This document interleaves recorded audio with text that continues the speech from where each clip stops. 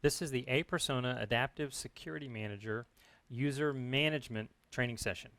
So underneath the User Management tab in the aPersona Adaptive Security Manager, we've got three different tabs: register users, end user search, and remove all user registrations. So let's just talk briefly about how to register users into the system. So the first thing is you can manually create an entry. I can put in that aptest49@gmail.com. If I want to put in a login ID into the database, I can. Otherwise, I can just click Add, and that'll register that specific user into the system. If I had another ID, let's say it was aptest59@gmail.com, and some of my applications log in with just the user ID, then I could put that in here, aptest59 as the username. So some applications users log in with the full email address, and sometimes they log in with just a user ID, and so we support both of those. And you can come over to user search, you click search, and you'll see that those two users have been registered. Another way to register users is to upload a file. So I've got this little file here, this little text file, and you can see here that I have 6 different users, and you can see I put in the user email address first with a comma, and then the user ID. 2 of these at the end I didn't put a user ID in. The system will register those with the user email in both, and I'll show you that real quick. So let's upload this this file right here.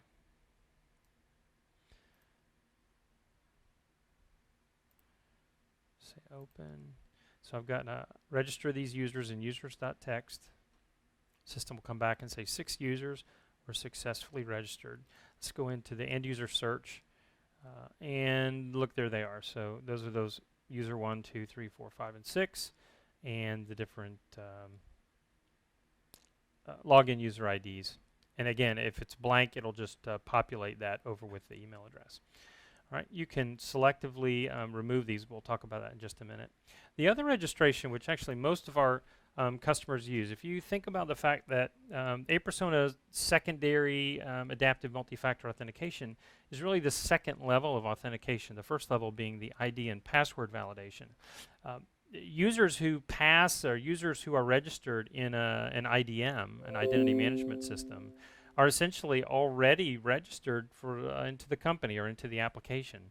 So what you can do is turn automatic user registration on and click Save. What that'll do is anytime you send a transaction from one of your applications for a user into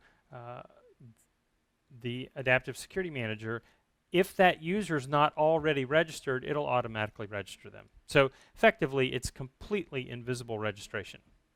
All right, so turning that on saves you from having to do anything.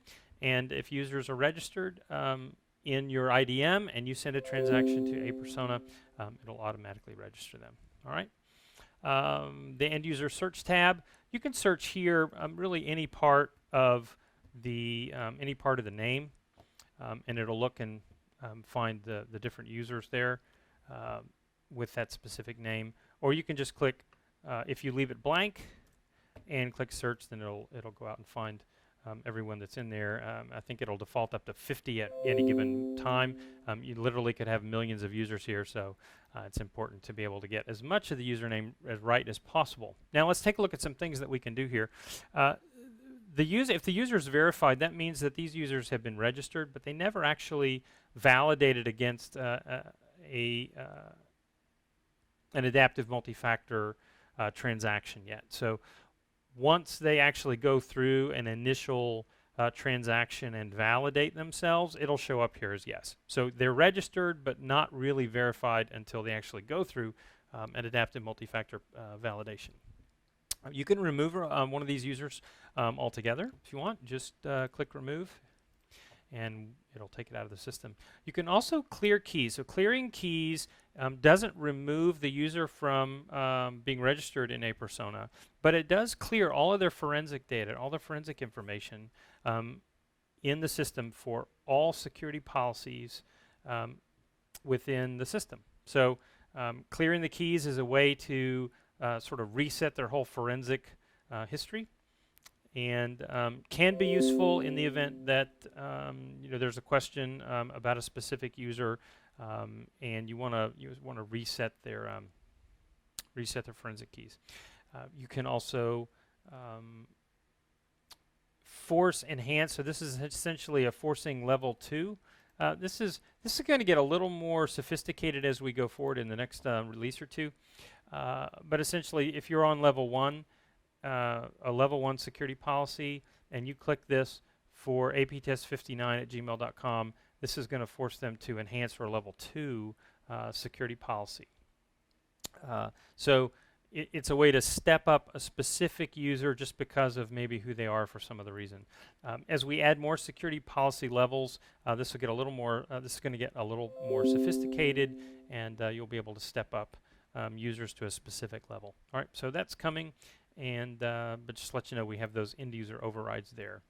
If you want to remove all the registrations, I mean, obviously you have to be really, really careful about this, but if you want to move all the registrations in your system, you can do that. But again, it's going to warn you, are you sure that you really want to do that? But if you do, that's a way to clear out the users, and then you can start all over with re-registering or whatever. So anyway, that is user management, a way to get users in the system by manually registering, uploading a file, or what most customers do, again, is automatic user registration. We have a number of other things coming in terms of integrating with Active Directory and other Active Directory groups and things for automatic registration as well. Stay tuned on that. Coming in the next release or two. All right, that is user management training for the Adaptive Security Manager.